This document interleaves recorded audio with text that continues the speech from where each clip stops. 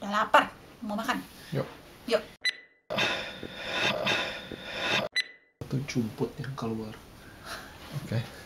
Hai semuanya, balik lagi sama gua Eta Beta di Mukbang. Senang lagi, balik lagi sama kalian. Dan hari ini kita bakal mukbang ayam goreng mentega sama ada sedikit lada, sedikit sayur, tomat di sana supaya selalu kelihatannya sehat. Tapi kita juga bakal cerita kisah kriminal seperti biasa. Dan hari ini ceritanya tentang Elizabeth Holmes. Have you ever heard of Elizabeth Holmes? Enggak. Tapi Holmes. siapa ya? Holmes siapa ya? Artis ya? Katie Holmes? Oh iya. No, Sherlock Holmes? Nggak ada hubungannya sama mereka. Tapi ya gue cukup kaget sih, kita nggak pernah denger dia. Cuman yuk kita makan dulu, cobain dulu, baru nanti gue cerita tentang siapa si Elizabeth Holmes ini. Cobain ini. Ayam goreng mentega. Ini sayap.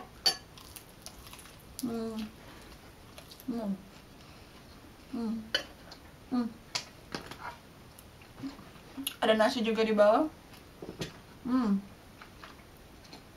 Kayaknya makan pakai tangan aja deh.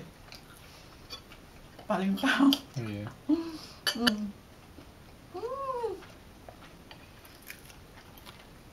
Oh, so happy. Very, very good.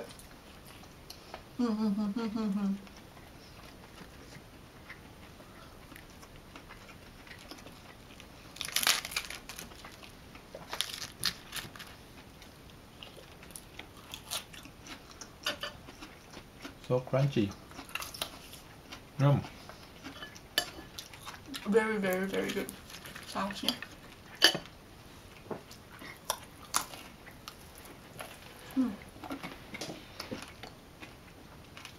So, siapa nih Elizabeth Holmes?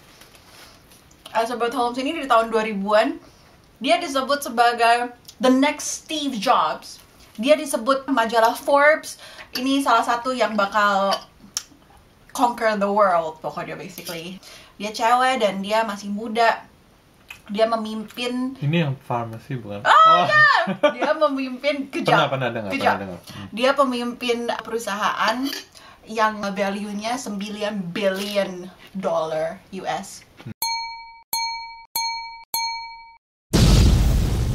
Dia ngomong di TEDx, dia bisa berjajar dengan Jack Ma. Tapi pada tahun 2020 ini, dia udah bukan CEO lagi. Dia lagi dituntut, lagi ada sidang itu untuk dia. Basically bangkrut dan kemungkinan di penjara. Kenapa coba dari 9 billion US dollar sampai sekarang kayak gitu? Perusahaannya dia namanya Theranos. Makan dulu. Namanya kayak nama Yunani. Theranos itu sebenarnya gabungan dari dua kata, therapy and diagnosis. Jadinya Theranos.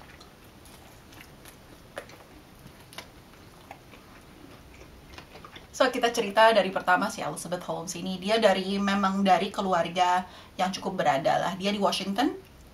Papinya dulu ex vice presidennya Enron. Maminya kerja di pemerintahan, congresswoman, not congressman. Terus jadinya datang dari keluarga berduit lah. Grandfather, pokoknya dari generasi yang dulu banget tuh duitnya banyak banget, like bajillion dollars. Pokoknya duitnya banyak banget. Tapi basically keluarganya duitnya habis, yang bajillion dollarsnya gitu habis. Tapi ya mereka masih tetap cukup ada duit lah gitu, tapi bukan bajillion dollars anymore. Dia dari kecil ditanyain, ntar kalau udah gede mau jadi apa? Ini dia masih SD. Dari kalau udah gede mau jadi apa? Biasanya kan kalau anak SD masih ngomongnya yang nggak jelas, mau jadi astronot, mau jadi apa? Terus dia langsung bilang, gue mau jadi billionaire. Ditanya, kan semuanya kan dari pemerintahan kan keluarganya. Terus ditanyain, nggak mau jadi presiden aja, jadi presiden pertama yang cewek. Terus dia bilang, nggak mau, gue bakal jadi billionaire dan nanti presidennya yang bakal minta merit sama gue soalnya gue billionaire. So dia bener-bener driven banget, bener-bener ambitious, dan dia bener-bener pengen banget bisa bisa juga mungkin ada kayak tekanan dari keluarganya juga supaya balik lagi gitu, mereka jadi keluarga yang kaya banget gitu, segala nggak tahu juga. Tapi dia benar-benar ambitious. Dia akhirnya masuk kuliah dia masuk ke Stanford. Dan memang biasa sih kalau Stanford itu buat orang-orang yang mau entrepreneur, yang mau wirausaha, orang-orang yang dulu menciptakan Yahoo sama yang menciptakan kayak Hewlett Packard, semuanya tuh dari situ gitu loh. Memang benar-benar ya, salah satu university yang bagus. Jadi dia ke sana, terus habis itu dia punya brilliant idea. Idenya dia adalah untuk nyiptain kayak a patch gitu, bisa ditaruh di tangan orang, bisa ngambil darah untuk cek darah gitu loh. Jadi bakalan ngecek darah terus supaya tahu oh ini misalnya gula darahnya rendah atau gimana gitu. Terus bisa dicek terus dan bisa langsung kasih tahu kalau misalnya oh ternyata nih misalnya dosis obatnya harus ditinggiin gitu segala. Jadi pakai satu patch kecil gitu yang bisa dipakai sama orang terus-terusan. Dia sampai udah patenin idenya ini. Terus habis itu dia udah mendekati profesornya, di profesornya bilang nggak bisa gitu loh, itu tuh lebih kayak science fiction daripada yang beneran gitu loh. Tapi dia nggak suka kalau dibilang no. Dia tetap mendekati profesor-profesor yang lain walaupun dibilang no itu nggak mungkin gitu loh. Soalnya kulit kita tuh terlalu barrier yang terlalu besar gitu loh untuk something yang kayak gitu. Sekarang teknologinya belum ada lah pokoknya, nggak bisa. Sampai akhirnya dia ngedeketin pemimpinnya yang di profesor yang di bagian engineering. Dan dia tuh bener-bener karismatik. Kalau kamu lihat orangnya have this big blue eye, very big. Terus habis itu serem dong. Nakutin nggak? Nggak juga sih. Terus tapi dia juga jarang berkedip. Jadi kalau ngomong scary banget. Itu terus. Pokoknya dia benar-benar karismatik dan dia bisa cerita yang bagus sampai semua orang bisa terbuai. Dan akhirnya si pemimpin dari yang engineering ini, dia juga sampai this girl is amazing, dia tuh kayak Beethoven-nya dunia health. Padahal ini si cewek ini belum lulus ke sekolah aja belum lulus, tapi dia pikir gue nggak perlu gitu loh.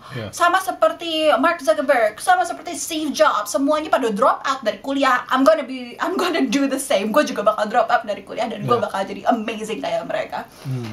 And she is quite amazing sih. Dia benar-benar determined. Dia sampai bisa ngehunt dulu tuh temennya Steve Jobs yang salah satu jadi kayak VP-nya gitu di Apple, namanya Avi. Tadinya dia udah retire dari Apple, tapi akhirnya dia come out of retirement hanya untuk ngebantuin si cewek ini, si Elizabeth. Sampai orang-orang yang tingkatnya udah tinggi aja tuh semua udah pada terbuai sama dia gitu. Terus habis itu ya udah dia akhirnya dapat investor di sini, investor sana.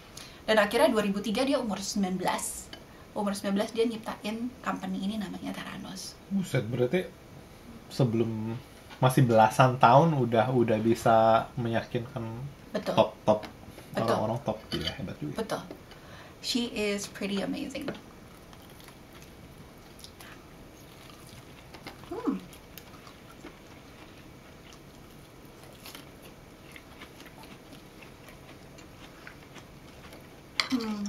Nah, jadinya dia udah buka kan si Theranos ini. Dan dia makin lama pamornya makin tinggi, makin terkenal di antara orang-orang. Dan idenya dia untuk yang di perusahaan ini berubah. Jadinya idenya adalah orang bisa ditusuk jarinya, keluar darah sedikit, masukin kayak this little kayak alat buat ngambil darahnya lah gitu, dikit banget. Kayak terus habis itu dimasukin ke chip. Terus habis itu chipnya ini dimasukin ke kayak printer, alatnya segede printer, dan itu bisa mendeteksi apa yang salah dengan darahnya. Kalau misalnya dibandingin sama teknologi yang ada sekarang adalah kamu diambil darahnya banyak, bisa sampai bertuba-tuba gitu untuk bisa diagnosis ada salah apa gitu loh dengan darahnya. Dan biasanya mesinnya yang gede banget. Jadinya nggak mungkin gitu loh bisa di rumah. Jadi proposalnya dia adalah tes ini bisa dibikin di tempat dokter, pada mulainya. Jadi di tempat dokter langsung orangnya langsung tes, langsung jadi, nggak usah nunggu beberapa hari lagi, nggak usah mahal. Bahkan dia juga pengen supaya orang bisa punya ini alatnya di rumah. Dan dia selalu bilang, oh ya gue takut sama jarum gitu. Jadinya ini bakal ngebantu banget buat orang-orangnya pada takut jarum. Jadi cuman perlu 1 tetes darah doang dibandingin yang bertube-tube ini. Ini mirip alat tes diabetes itu kan? Dia pertama kali dia maunya diabetes doang, tapi terus akhirnya kayaknya dia terlalu ambisius, dia maunya semuanya, bener-bener bisa tes semuanya, mau kanker, mau ini, mau itu. Dokter tuh biasanya mendiagnosis seseorang, obatnya berapa dosisnya gitu, segala itu tuh semua dari si hasil darah ini. Jadi harus bener-bener akurat gitu loh, nggak bisa bohongan. Iya. Nah, jadinya dia tetap kan dia menjalankan ide itu, dan seperti tadi gue bilang, dia makin tinggi pamornya, diwawancara sama Bill Clinton, sering banget pergi ke White House, dan setiap kali dia ngomong dengan suara yang sangat rendah. Iya. Seperti ini.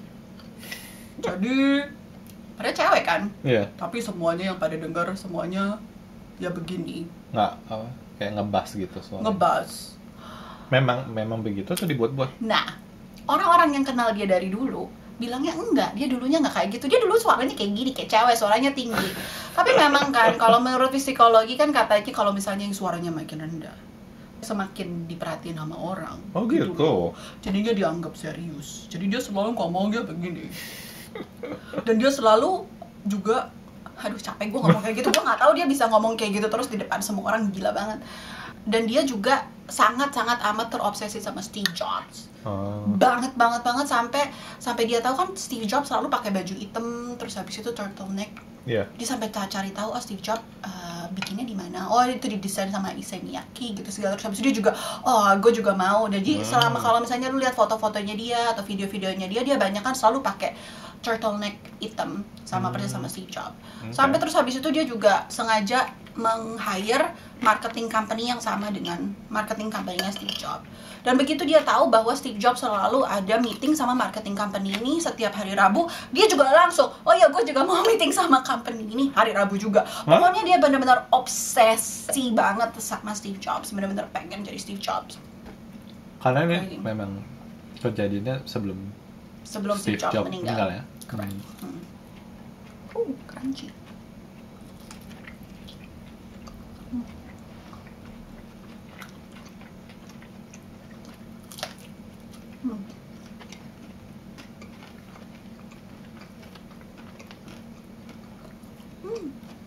Jadi di dalam company-nya dia semuanya bermasalah. Dia ngambilin semua pekerja-pekerja yang dari Apple yang udah brilliant gitu. Tapi di dalam situ semuanya pada nggak ada yang tahan lebih dari 2 tahun, semuanya pada keluar. Jadi di perusahaannya dia semuanya dirahasiain. Departemen A nggak boleh ngomong sama departemen B. Jadi semuanya nggak ada yang tahu gimana caranya si mesin ini bekerja. Ada dua tim yang bisa ngembangin mesinnya supaya lebih di-develop lagi. Dia sengaja bikin mereka kompetisi grup A sama grup B. Yang kalah bakal langsung dipecat. Gila banget. Terus habisnya semua orang harus tanda tangan non-disclosure statement. Jadi untuk supaya nggak boleh ngomong ke orang-orang lain gitu loh. Termasuk media, termasuk ya semuanya lah. Nggak boleh ngomong tentang apa yang terjadi di perusahaan itu. Pokoknya sama sekali nggak boleh ngomong. Kalau misalnya ada yang menanyakan kepada dia, oh kenapa, kok kayak gini kayaknya nggak jalan mesinnya atau apa gitu, terus habis itu langsung dipecat orangnya. Pokoknya dia setiap kali ada yang mempertanyakan dia dan atau yang nggak percaya sama produknya, dia langsung pecat. Tangan besi. Langsung pecat.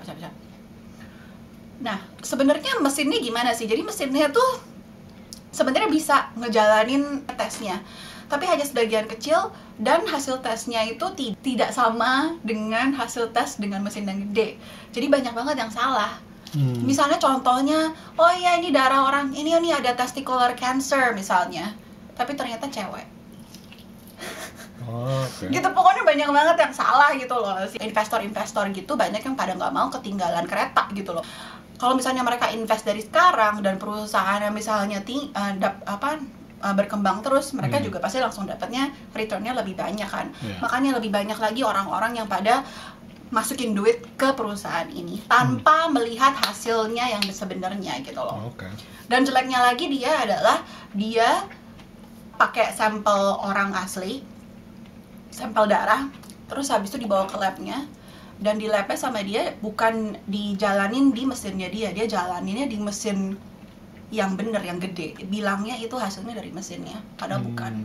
Tahun 2013 dia ada kontrak sama Walgreens. Walgreens itu kayak farmasi gitu yang biasanya ada di mall, ada di mana, pokoknya banyak gitulah cabang-cabangnya. Jadinya kontraknya adalah supaya dia bisa mensupply si alat pengetes darah ini di apotek-apotek ya, farmasi ini. Jadinya orang datang tes terus langsung keluar gitu. Selalu didelay, dan akhirnya nggak pernah jadi gitu loh.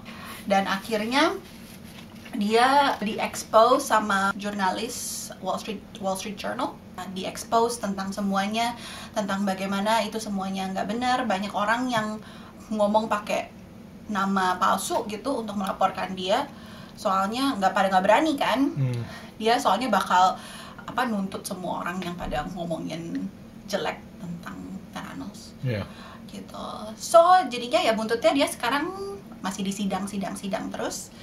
Tahun Oktober tahun ini kayaknya tuh baru mulai benar-benar sidangnya. Oh, jadi memang belum selesai masih. Belum selesai. Oke. Dan bakal dibikin film ceritanya yang main si Jennifer Lawrence. Oke. Ya, it's quite fascinating gimana dia begitu besarnya tadinya dan sekarang jatuh. Alright, gue mau makan lagi, jadi gue udahin dulu videonya sekarang. Kalau kalian suka video-video seperti ini, please klik subscribe, please klik like, sama komen di bawah, dan share juga ke teman-teman kalian ya. We will really appreciate it.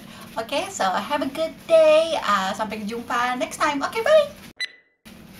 Ada lalat lagi. Masih kuahnya padahal berasa.